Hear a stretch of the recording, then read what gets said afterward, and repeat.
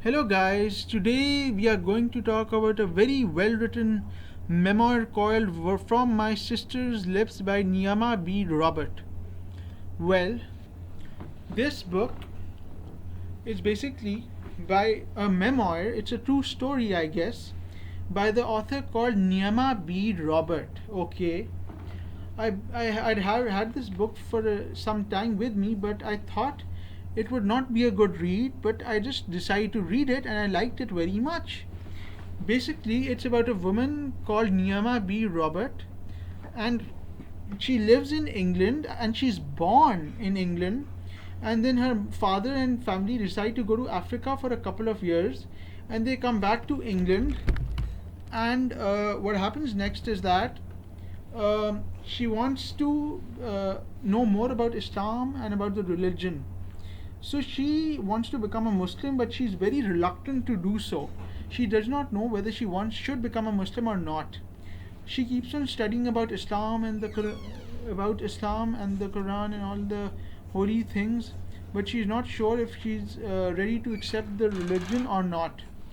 But then finally, one day, she decides to embrace Islam, and she becomes a Muslim, and she changes all of a sudden. Her whole life changes and she becomes a Muslim. Her father becomes very angry with her because he's an atheist, and he becomes very angry that his daughter has become a Muslim. So she starts following Islam, she reads the Quran, she fasts in the month of Ramzan, she says her prayers 5 times a day and stuff like that. Okay. And then, as I told you before, that she lives in England. She gets as much her she gets as much she wants to know as much as she can about the religion and the Quran and about the faith. She reads the Quran. She goes to libraries and bookshops in search of more literature and books on Islam and the religion, as she's embraced Islam. She lives in England. I think she stays in London or something like that. I'm not sure though. So that's what happens in the book, guys. So yeah, so it's about the hadiths, about the Prophet and stuff like that. And then what happens is that she starts wearing a veil, and she feels very hot in the veil, and she is in touch with other people who are also Muslims, and they help her become a better Muslim, and they help her to say her prayers and stuff like that. And then it's all about the hadiths and all that stuff.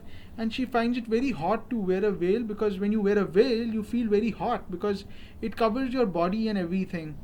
And she's not allowed to show herself in public, as it will attract men, and she doesn't want men to be attracted towards her. Anyways, what happens next is that it's all about the religion and about how she interacts with people and stuff like that. Okay. And then what happens is that she gets married, and she learns that in Islam, marriage is half of faith. That's what happens in the book. And then she has a baby, and she accepts Islam. She says her prayers, and she has talks about the hadiths, the sayings of the Prophet, and stuff like that, and all that kind of stuff. So it was a very nice written memoir, and I really enjoyed reading it. It was quite long, but worth the read. So in the end, she what happens in the end? Let me see. Let me see what happens in the end. Uh, she just talks about her life and about Muslims, about the people she interacts with from the same faith, and about how they follow the religion and become Muslims. I like this memoir very much.